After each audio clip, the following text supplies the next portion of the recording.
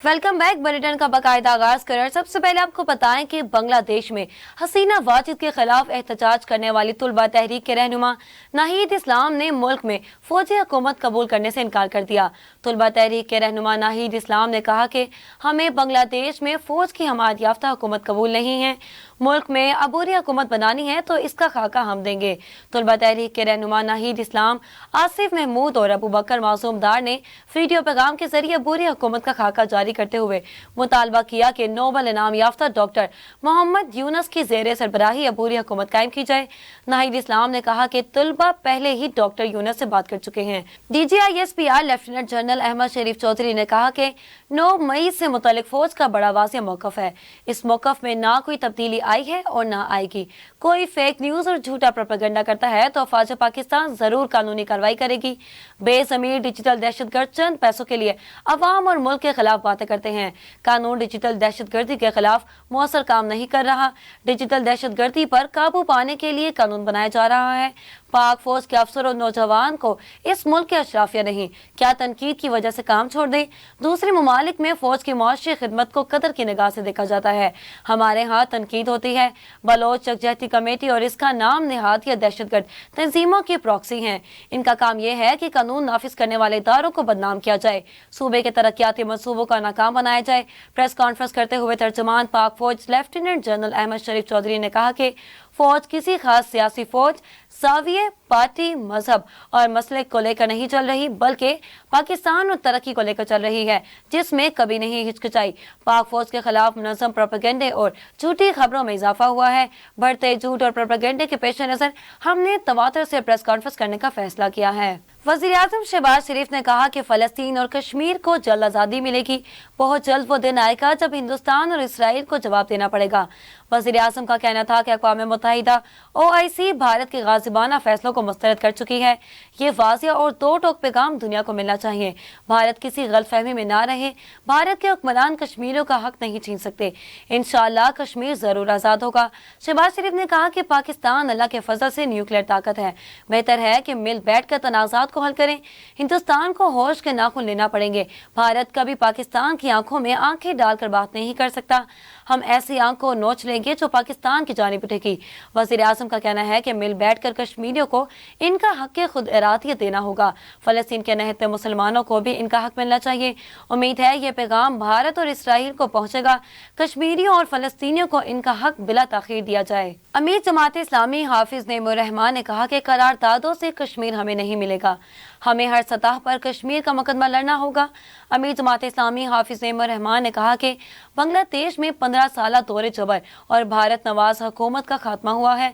अमीर जमात इस्लामी हाफिज नेमुर रहमान ने बांग्लादेश की सूरत हाल पर सोशल मीडिया साइट एक्स पर रद्द-ए-अमल देते हुए कहा कि हसीना वाजिद ने भारत की मदद से अवाम और इनकी आवाज दबाकर हुकूमत की।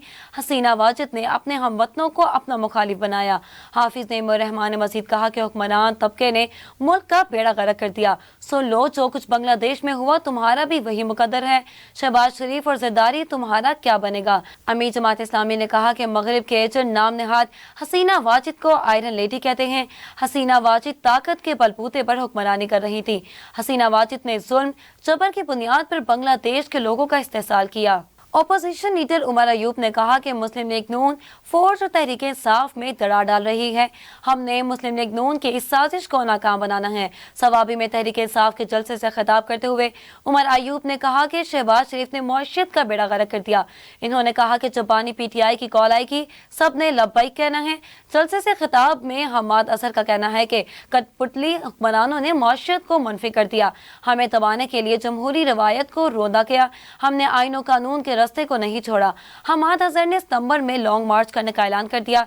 चेयरमैन PTI बैरिस्टर गौहर ने अपने खिताब में कहा कि हमारा किसी से कोई झगड़ा नहीं, हम चाहते हैं कि दूरियां खत्म हो। इंशाअल्लाह बहुत जल्द बानी PTI हमारे दरमियान होंगे। हम मुल्क में आजाद अदलिया चाहते हैं।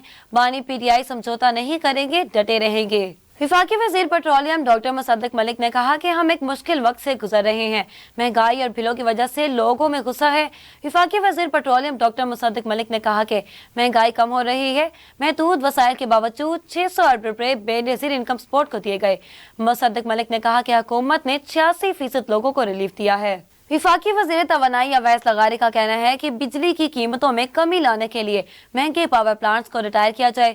इस्लामाबाद में वफाकी वज़ीर तवानाई अवैस लगारी ने MQM के अरकान कौमी असम्बली से मुलाकात के बाद मीडिया से गुफ्तगू की।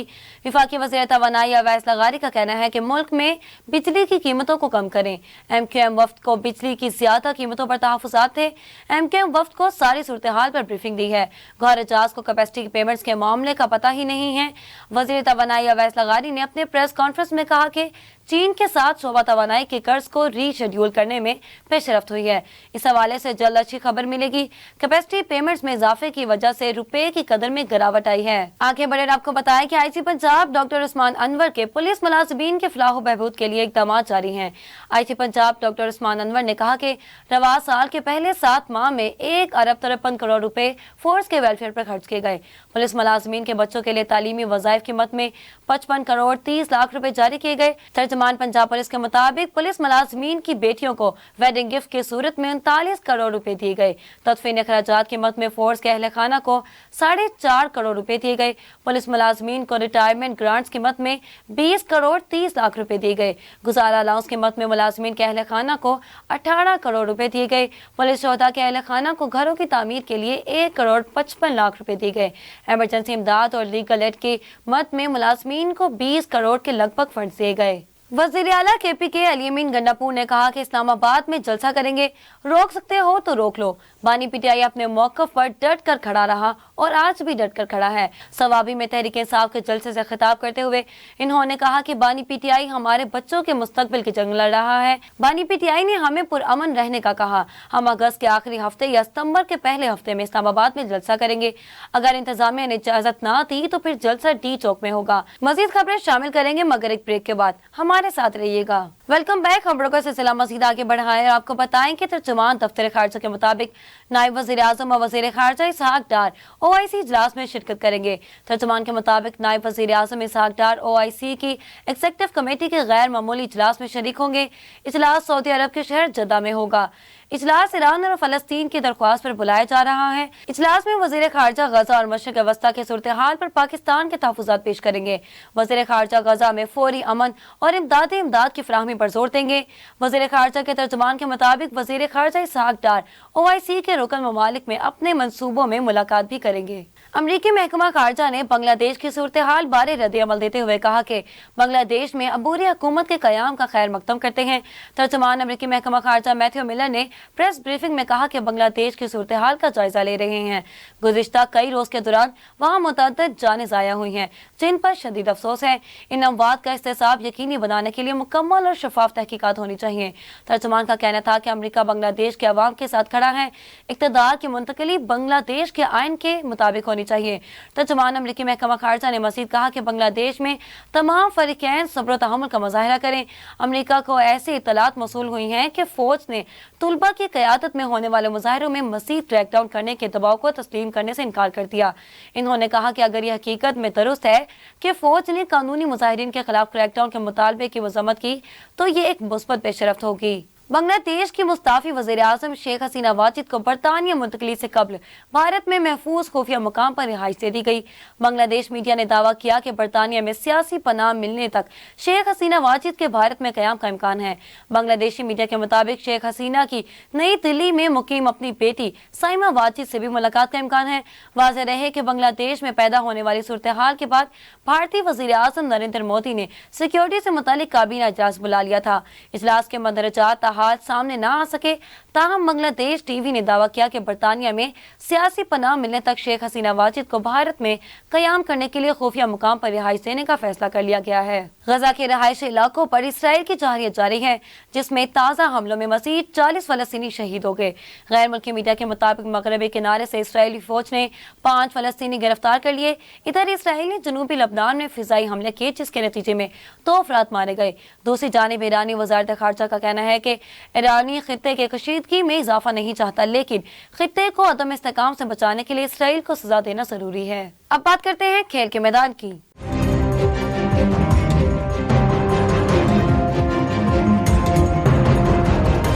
بنگلہ دیش میں سیاسی کشیدگی کے باعث رواں سال اکتوبر میں ہونے والے ICC women's T20 world cup کا انعقاد خطرے میں پڑ گیا۔ کرکٹ ویب سائٹ کے مطابق بنگلہ دیش کے موجودہ سیاسی حالات کے پیش نظر ویمنز T20 ورلڈ کپ کے بیک اپ وینیوز میں بھارت، سری لنکا اور متحدہ عرب امارات شامل ہیں۔ دوسری جانب ICC کے ترجمان کا کہنا ہے کہ بنگلہ دیش میں صورتحال کو مانیٹر کیا جا رہا ہے۔ صورتحال سے متعلق ICC بنگلہ دیش کرکٹ بورڈ سے رابطے میں ہیں۔ پاکستان کرکٹ بورڈ نے بنگلہ دیش کرکٹ بورڈ کو ٹیسٹ ٹیم جلد پاکستان بھجوانے کی پیشکش کر دی۔ ذرائع کے مطابق بنگلہ دیش بورڈ کو یہ پیشکش ٹیسٹ ٹیم کے پاکستان میں ٹریننگ کے لیے کی گئی تھی۔ ذرائع کے مطابق پاکستان کے خلاف ٹیسٹ سیریز نے پہلے بنگلہ دیش ٹیم راولپنڈی میں ٹریننگ کی سہولت سے فائدہ اٹھا سکتی ہے۔ ذرائع کا کہنا ہے کہ BCB نے تاحال PCB کی پیشکش کا جواب نہیں دیا۔ خیال رہے کہ بنگلہ دیش ٹیم نے شیڈول کے مطابق 17 اگست کو پاکستان پہنچنا ہے۔ بنگلہ دیش میں سیاسی صورتحال کی وجہ سے 2 دنوں سے بنگلہ دیش ٹیم کا میرپور میں ٹریننگ سیشن نہیں ہو سکا۔ پیرس اولمپکس میں جمناسٹک کے مقابلے میں الجیریا کے ایتھلیٹ نے تاریخ رقم کر دی۔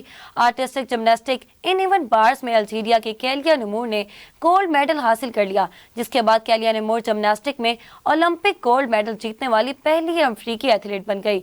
ایونٹ میں چین نے سلور میڈل اور امریکہ نے برونز میڈل حاصل کر لیا۔ کیلیا نمور اس جیت کے ساتھ الجیریا نے پیرس اولمپکس میں اپنا پہلا میڈل بھی جیتا۔ اب بات کرتے ہیں موسم کے احوال کی۔